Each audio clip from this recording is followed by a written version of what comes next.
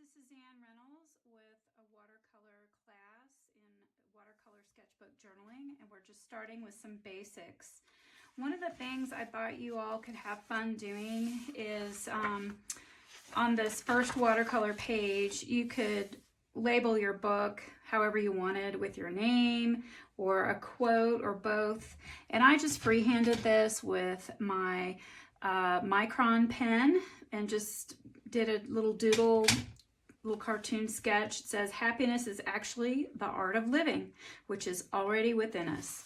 Nothing, just some fun way to sort of break in your colors and get rid of your inhibitions.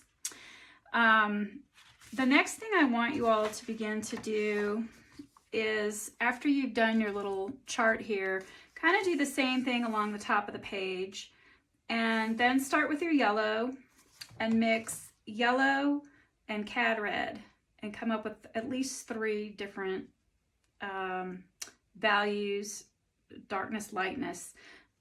So you might put more yellow in this one, a little less yellow, and a little less yellow to get these. But also I've got more water in this one and less in here. So, you know, you can, then the next one's going to be yellow and alizarin crimson. Then I'm going to mix yellow and rose and get these, yellow and cyan and get these, etc. And so then I'm going to come down, and I've already done this combo, so I'm going to start here and mix cad red and alizarin, cad red and magenta rose, and so on.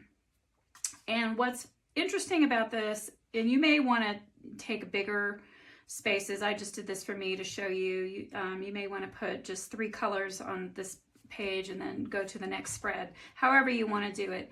But what's interesting here is to see the different variations that when we mix the reds and the blues, how this magenta color, remember the magenta rose that I said was kind of a printing color, it comes out and gives you different results versus the alizarin crimson versus the cad red, especially when we're using the phthalo. And then you'll get different results again when you use the ultramarine or the violet. So pay attention to those kind of things. Like here, when we mix the yellow with this Kermit the Frog green, light green, we didn't get a lot of variations. This is not a true cadmium, or we'd have more hues to play with and values in this range. I don't usually have greens on my palette. I usually mix my own greens based on the reds, the yellows and the blues. But they come with this kit, so we're going to use them. And then these are our earth tones, or our neutrals, the burnt sienna, sepia, and ivory, or Payne's gray. So anyway, have fun with that and just kind of explore, and that'll help you get familiar with mixing before we actually do the color wheel. And then that will, now I've done a couple of versions of this color wheel for you, and this is kind of the fancy version based on Iton's book, and then this is a really loose one, same principles, and just kind of doing a few. And then what I'm going to do is this one for you and have you kind of play over here with your developing your vocabulary of strokes. So, and I'm going to send you a copy of this color wheel to sort of guide you through it, and plus you'll have this video too, but this will help you. This is by Media Materials, and it's usually just under $1 at a children's craft store, particularly the teacher stores. These are very handy, but I'll send you a picture of them so you have it. Just a couple of basics here. You have yellow, red, and blue. Those are your primary colors, and so those are out here. That's what these arrows are pointing to. And then it shows if you mix the red and the yellow, you get the orange range. And if you mix the blue and the yellow, you get the green range. And if you mix the red and the blue, you're in the violet purple range.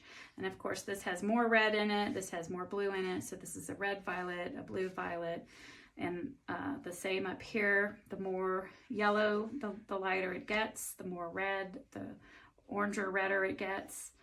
And then the same here, this is more blue in this one and more yellow in this one. So this is your yellow green, this is your blue green, and this will all be labeled for you on here. And you can label it if you want to, but I wanted you to understand the concept of that. And that's why they're pointing to these. So these are considered primary colors, your yellow, red, blue, and then your orange, green, violet are secondary colors.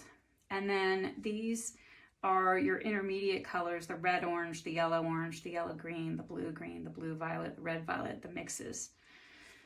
And